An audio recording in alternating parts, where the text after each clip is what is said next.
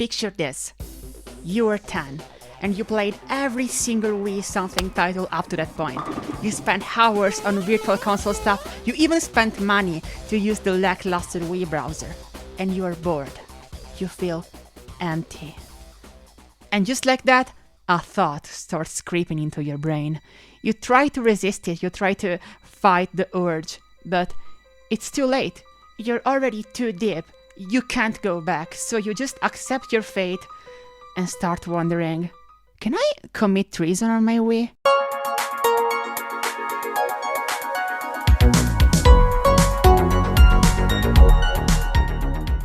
This is the Homebrew Channel. It's a channel made by hackers for you. With the Homebrew Channel you can do pretty much anything. You can play all sorts of ROM hacks, you can emulate any console the poor Wii hardware can handle, you can customize your Wii menu, which sometimes leads to disasters. And yeah, you can also pirate games. When I was 10, the Homebrew Channel was the coolest shit ever. And it's actually the reason why, as a kid, I got interested in console hacking in the first place. But there's one thing about the Homebrew Channel that has been stuck with me for 14 years now, and that's the banner music. This is Earth Radio, and now here's human music.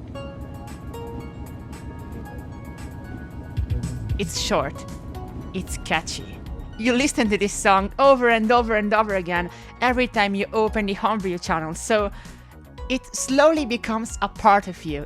It's a stealth earworm. Recently, I was listening to this again, and I was wondering, who made this music?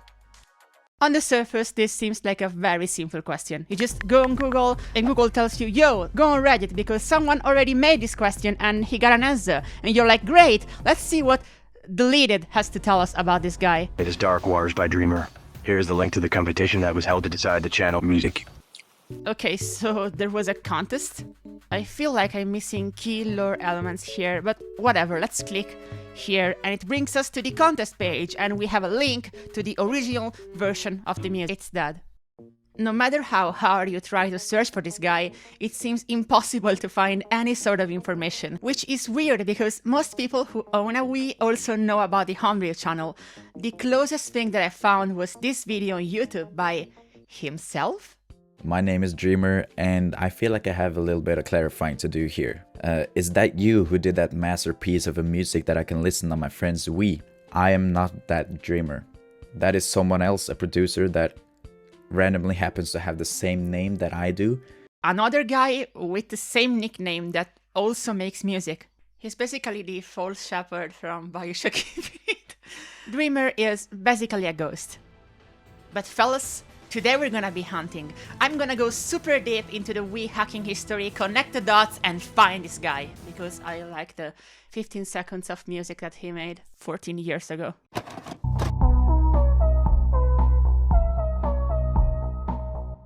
The Nintendo Wii came out in November of 2006, and since its release, the greatest minds of an entire generation worked together on a very precise goal. Not paying for games? Wait, my legal team here says I can't say that. They wanted to play illegal copies of their own games in case their Wii Sports disc caught fire or something.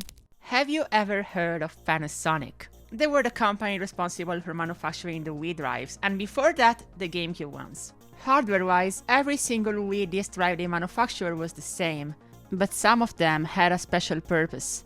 Debug consoles, which were destined to journalists and programmers to test games before release, and for this reason could read these fancy writable RVTR discs, which are just Nintendo-made kind of DVDs that legally don't count as DVDs to avoid paying any royalties. So, if the hardware is identical between the retail and debug drives, how does Panasonic make them read different stuff? Well, after the physical drive, like the piece of metal, is made, they activate a software factory mode, and using that, they can flash either a retail firmware or a debug one. Cool. But what if hackers found a way to enable that factory mode at home? They could then just flash their own custom firmware and make the drive play backup copies of games. Oh no, guess what happened next? And it wasn't even something unprecedented, because the GameCube drives were hacked 2 years prior in 2004 using the same exact factory mode. But it wasn't all smooth sailing, because to actually access the factory mode you need a password. And while the GameCube one was widely known, Panasonic didn't want hackers to mess with their new shiny Wii drives, so they changed the factory mode password to lowercase. 3 months after the Wii release, people could already run backup copies of games on their Wii's by using mod chips such as the Winja. Okay, so I absolutely need to show you something. This is a review of the Winja from January of 2007, okay? And if you want to know how simple it was to hack Wii drives, this is a picture of the chip, and it's literally a ready-made PIC microcontroller that's been programmed. And they glued this label on it, and these chips were the same ones used to hack PlayStation drives 10 years prior. Okay, so it's now January of 2007, and you can run copies of existing games using this technique, using mod chips. But that's pretty much all you can do. If you want to run your own software, you can't, because you need to sign it and you need to trick your Wii into thinking that Nintendo definitely approved what you're running. So while mod chips are the first step, we need to go deeper.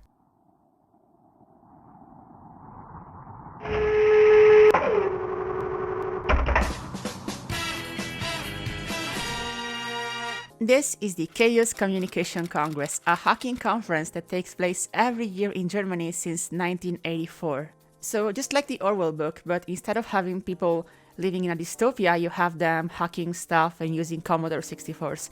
Anyway, 23 years later, it's 2007, and well, if you give some virgin teenage boys a Wii, they're gonna play Smash on it, they're gonna have a tournament. But if you give the same Wii to some hackers, some interesting stuff is going to happen. This is Bushing. He was a legendary hacker, and you might have already heard of him here on the channel since he's the protagonist of the Wii startup disc video. At the time he was 27, and he decided to give a talk about Wii security at the CCC, also known as the 24C3. Did you see? Okay, sorry. This talk, called The State of the Wii, is the big bang for Wii hacking. It's the point when everything starts. So here's a very quick, totally serious, abridged version of it. When humanity was created on September 14, 2001, there was the GameCube. But then, after 5 years, the Wii came out. They are the same console. Good night. No, okay, seriously, the Wii and the GameCube share the same hardware. They don't just have the same DVD drive, they have the same CPU and GPU, just clocked faster, and the Wii has so more memory. Thank you, Nintendo. This is definitely the revolution you were talking about before changing the name because it was fucking embarrassing. There were some new features like Wi-Fi, Bluetooth, and an SD card slot, which are connected to the old parts using what Nintendo calls an I/O bridge. You see, old parts, new parts, and a bridge. That was easy. Bushing was very interested in this since the GameCube had already been hacked for years, and this similarity could be a good starting point to hack the Wii. Except Nintendo fucking lied to their own developers because the bridge is not a bridge. This is what experts refer to as a naked Wii, and we can see every single part here. CPU, GPU, RAM, Wi-Fi. Also, shout out to the GameCube ports occupying the top half of the motherboard. Anyway, let's focus on the GPU. Hollywood is the graphics processor. If you see Mario on screen jumping, that's because Hollywood is drawing it. But there's something weird going on with Hollywood, because if we take a look inside this chip, we find another chip, basically a parasite, and this CPU living inside your GPU is what Nintendo calls the bridge. But why the secrecy? Why is it hidden inside the GPU? What is it doing here? Well, apart from working as a bridge, so effectively connecting the GameCube parts to the Wii ones, it's a dedicated security processor that controls everything that happens inside your Wii. It's the first thing that turns on when you boot up your Wii. It's very important for them, and they didn't want people to discover it, but we are talking about it, so It happened. This security processor, which is more powerful than a Nintendo DS CPU, lives inside Hollywood. So hackers decided to nickname it the Starlet. And we are getting into some deep technical shit here. We are losing the focus. So I have a plan to explain this to anyone, even people who don't get how this works. Let's imagine Starlet, this cold, calculating security chip, as an anime girl. I actually have a point, trust me. Starlet is an anime girl, and Wii is her classroom, okay? Starlet controls every piece of it, locking the console down with SHA-1 and AES security keys, which would take some time to crack. The only time Starlet turns off, metaphorically leaving the classroom unattended, is when she has to let GameCube games in, because GameCube games don't understand this new fancy security, so it needs to be off. She needs to go outside and touch grass. But she's not stupid, so before leaving the classroom, before leaving it unattended, she disables every single Wii feature. Hi, Super Smash Bros. Melee! I have no issues with you staying here and playing, but only one small thing before you do that. You can only touch the GameCube hardware, not the Wii one. And you're also only getting 1/4 of the memory, okay? That's all you need to play with those versions. The idea behind this was that if hackers somehow found a way to play GameCube Homebrew on a Wii, like Panasonic being fucking lazy, they would only have access to the GameCube hardware and 1/4 of the RAM, essentially being confined in a very secure sandbox. Nintendo's plan was brilliant, and honestly worth having a dedicated security processor, so it really sucked when they completely fucked this up. Do you wonder what happens to the remaining 3/4 of memory when a GameCube game is on? Starlet forgets to clean them, which means that they still have Wii data on them, unencrypted because Starlet is not there. And by Wii data, I mean 75% of the super secret keys. That's a dumb mistake, Nintendo. Now, 75% is a lot, but it isn't 100, and the team still had to somehow obtain the missing 25%, or all of this would be useless. So, how do you do that? Well, you have to employ the most secret anime weapon of all, which is called a pair of eyebrow tweezers. Yeah, they connected some solder points on the motherboard, and by doing that, the memory bank switched, and they got the remaining keys. I wonder what the name of the team is. Oh! So Team Twiizers now had the keys to the Wii classroom, but they still had to prove everyone that they could run code in Wii mode. So they took the image of an existing game, LEGO Star Wars, modified its content to include a small demo, fake signed it, burned it, and ran it. Not really LEGO Star Wars, but right now we're still basically patching other codes we found. All I can show is that we do have code running. It is running in Wii mode, not GameCube mode, because we do actually have access to all the hardware. This is what happens if you don't have encrypted memory. So. On December 28, 2007, Wii hacking was finally real. This was awesome, but you still needed a mod chip to bypass the hardware protection and run a fake signed disk. What if you wanted to run Homebrew on a Wii that wasn't modified? Well... This is The Legend of Zelda Twilight Princess. It was a launch title for the Wii, which is convenient. So, when you first create a save, the game lets you choose your hero's name and your horse's name for a maximum of... Let me check. Okay, 8 characters. So if you try and go over 8 characters, the game wouldn't simply allow you to input more letters. But it only checks for this when you're first creating the save, not when the save file is actually already created. And you can probably see where I'm going with this. So, among the other keys Team Twiizers dumped from the previous attack, they also got the ones needed to sign save data. And this means they could now fuck around with saves however they wanted. So they took a Twilight Princess save file and they replaced the horse's name with a very, very, very long one. So long that it wasn't even a name anymore. It was a small program that by using a buffer overflow exploit was able to run any homebrew from your SD card as long as it was called boot.elf and placed on the root. This modified save file was released in February as the Twilight Hack, and everyone was now able to run Homebrew on their Wii without having a mod chip. It was just a matter of owning Zelda and owning an SD card. This was awesome and groundbreaking, but it still wasn't quite convenient, because every time you wanted to run another Homebrew, you had to connect the SD card to the computer and change the file, and then run Zelda again. Wait, I have an idea, write this down. You know what would be cool? Like a hub, some sort of channel where you could run different Homebrews from... Oh! So do you remember when a few months prior Bushing showcased the very first demo of Wii Homebrew running by using a modified version of LEGO Star Wars? That could be done because the hardware check on the physical disk was disabled by using a mod chip, and while the Wii on the software side tries to check if that software you're running is legit by verifying its signature, which is like a password, it basically tells the Wii if what you're running is approved by Nintendo or not. Nintendo fucked this up so bad, you could just use 0 as a signature and it would work. So you know what Nintendo was also using this system for? Channels. You know those applications that stay on your Wii menu and don't require any sort of hardware check to run? Yeah, those ones. I wonder what's going to happen next. Okay, so during the Twilight Hack development, a new guy joined the Twiizers team.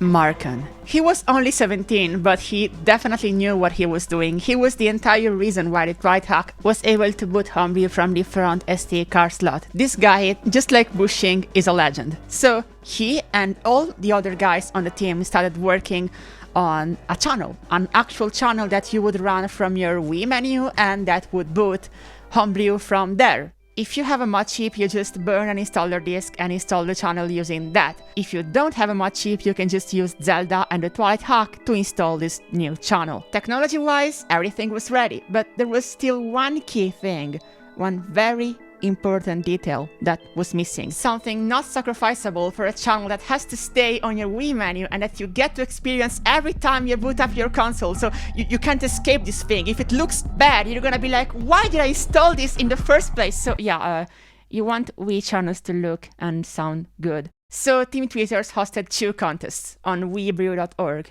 one for the banner graphics and one for the banner music. The first contest, the banner graphics one, is held on March 26, and some very detailed specifications about the Wii banner format are given by the team, explaining how the banner should be made, and the winner will work with Markan and create a final animated version of the graphics. 28 entries are sent, each one with its own distinct style, but the winning one is this water-themed one by Sully.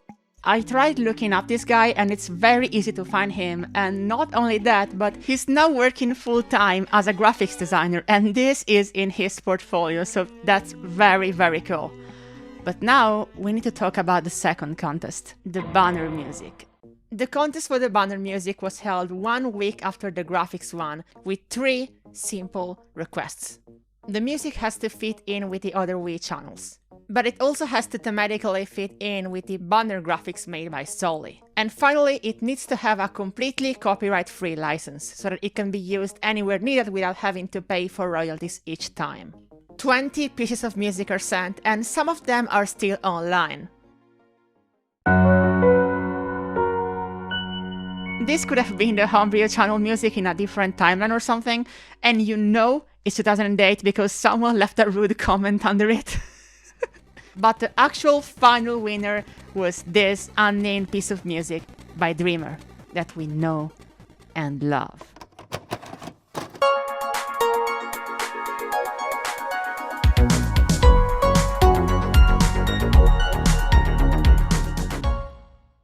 Okay, so let's take a second, take a breath. We just explained basically the entire history of the Homebrew channel and most Wii hacking in 15 minutes. And I swear to God, I didn't just do that because I wanted to dunk on Panasonic. I actually have a point with this, okay? So Dreamer is a very elusive person with a super generic nickname. But we can use all the information we just gathered from learning about the Homebrew channel history to identify him. If you remember, at the beginning of this video, we talked about another guy named Dreamer, which made a YouTube video saying he was not the Homebrew Channel Dreamer, but just another guy that also made music that had the same nickname. Okay, this is not the Dreamer we are looking for, but this completely unrelated guy, which in the comments people call Young Channel, is actually the key to finding the real Dreamer. So let me explain this very calmly. If we check the comments of this video, between all of them we find two very interesting comments, which are made by another person named Dreamer talking about the pronunciation of the nickname. And in the second comment he makes, he's actually saying that he's a part of Fail Overflow. Fail Overflow is the current name for Team Twiizers. They changed it because they didn't want to be only associated with Wii hacking. They also worked on some PS4 stuff, if I remember correctly. But what this guy is saying essentially is, hey, I'm the Dreamer you're looking for. I'm the guy that was in that hacker team. He's saying this very subtly, but he's saying it. And I was like, okay, if this is the real Dreamer, we just need to go to his YouTube profile page, and from there we go to the About page, and bang, we instantly get access to his social media contacts. We can ask him how he's doing, his social security number, everything. Okay, so like I tried doing that, but he has nothing on his profile. It's completely anonymous.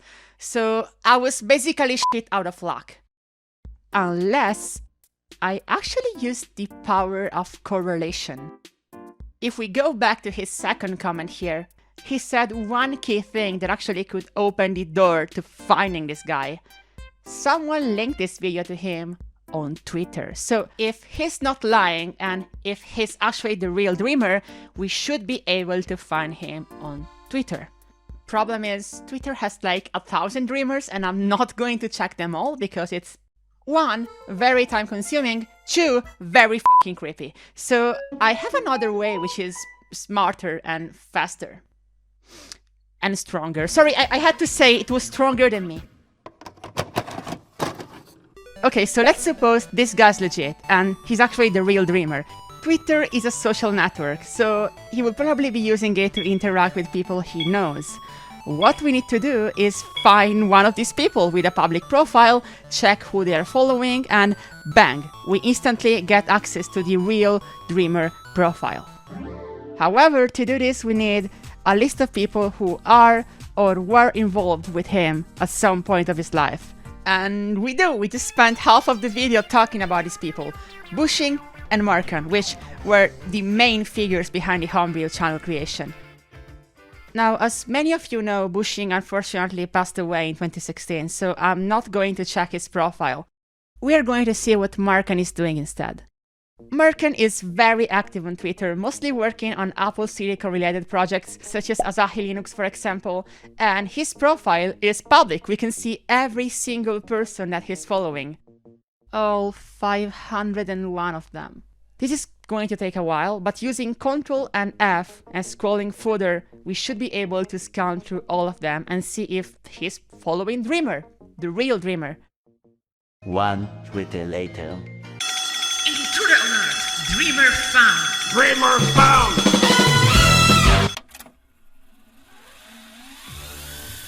This is Dreamer. He's followed by Markan, the profile pictures matching, and he's outright stating to be a member of Fail Overflow. We got him! Where do we go from here? Well, the first thing I did was feeding Google the link to his Twitter profile so that hopefully by the time you're watching this video, just googling Dreamer Wii Twitter should give you some results without having to social engineer like I did. And second, I find it criminal that this guy made a beloved piece of music that people have listened to millions of times and nobody knows anything about him. So why don't we interview this guy? I mean, the internet knows nothing about him, so I prepared a message with my non-existing credentials and I just asked him if he wanted to give me an interview.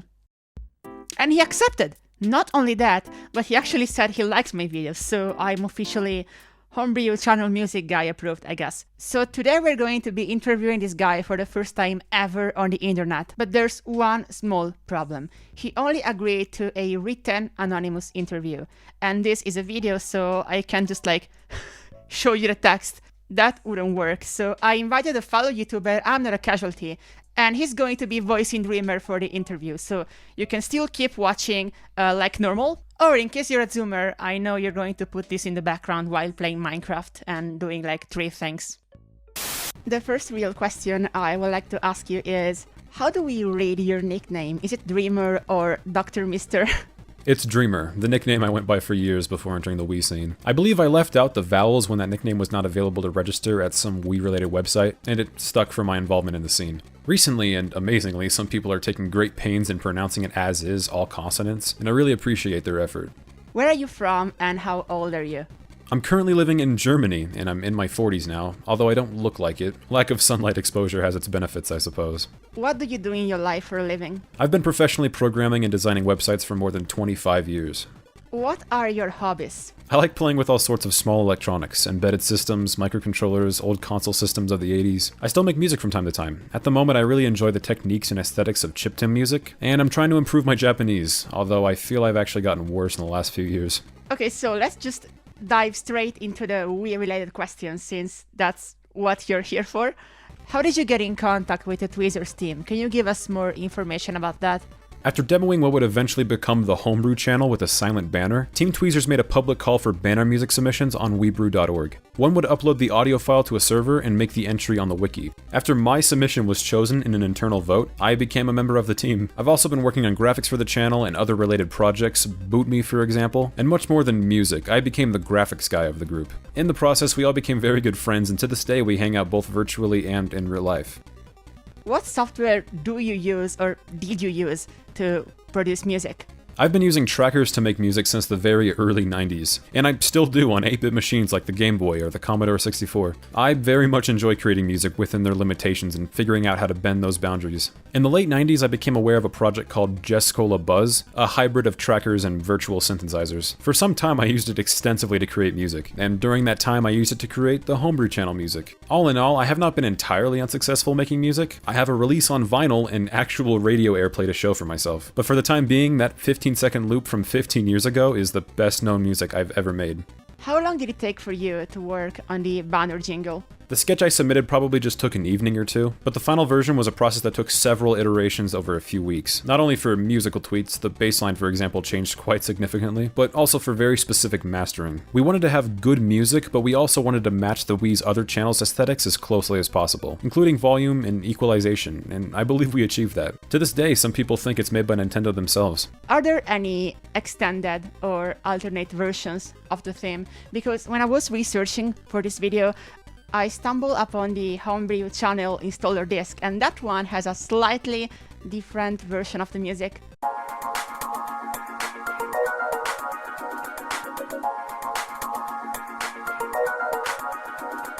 The music you know is all that exists. It was very much tailor-made to fit the purpose of the banner, with an intro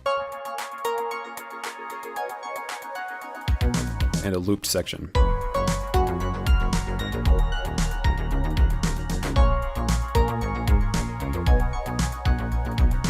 You have to keep in mind that we were in very much uncharted territory at the time. We just began to understand how channel banners work and where the limits are. For example, the install disc version you mentioned is a much shorter version because disc banners are much more limited in size than channel banners. In the end, I'm very happy that the banner music worked out as well as it did. For a short time, we thought about having background music in the channel itself, but that never went anywhere. Technically, it would have been not too difficult. I seem to remember that we eventually simply decided against a permanent noise background. That being said, I have a good idea on how to make a full track from the banner loop, and maybe someday I will get around to actually making it. Sometimes I joke about making a concept album based on the Homebrew Channel music. Do you still have the project file for the theme, or is it lost to time? Because it would be cool to actually have a high quality version published to Bandcamp or SoundCloud or whatever.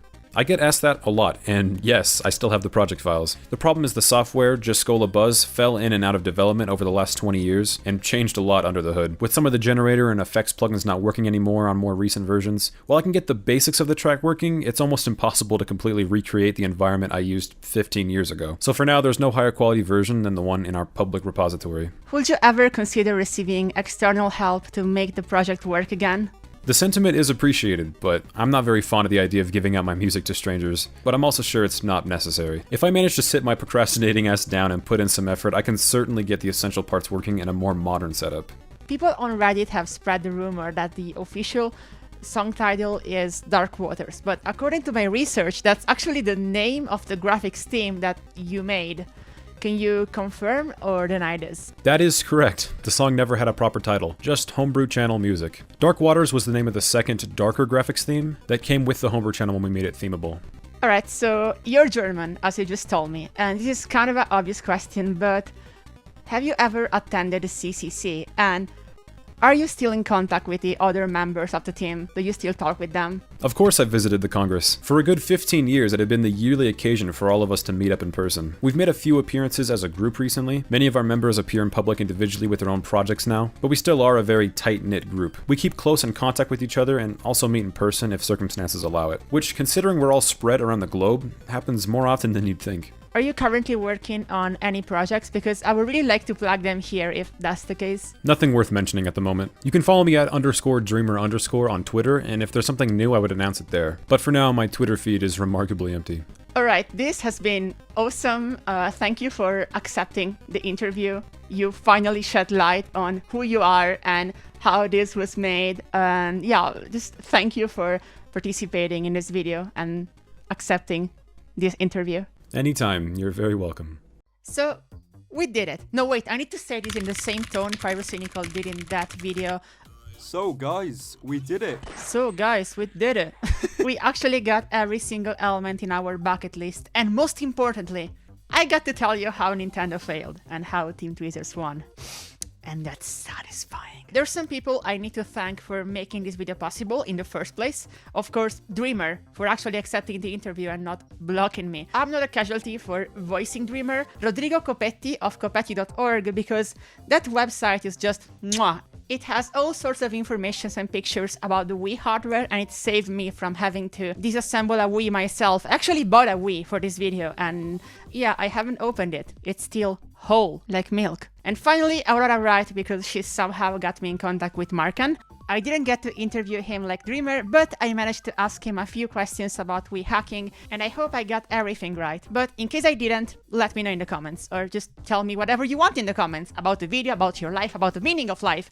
So yeah, leave a comment if you want, and I'm definitely not saying this just because comments boost the video in the algorithm.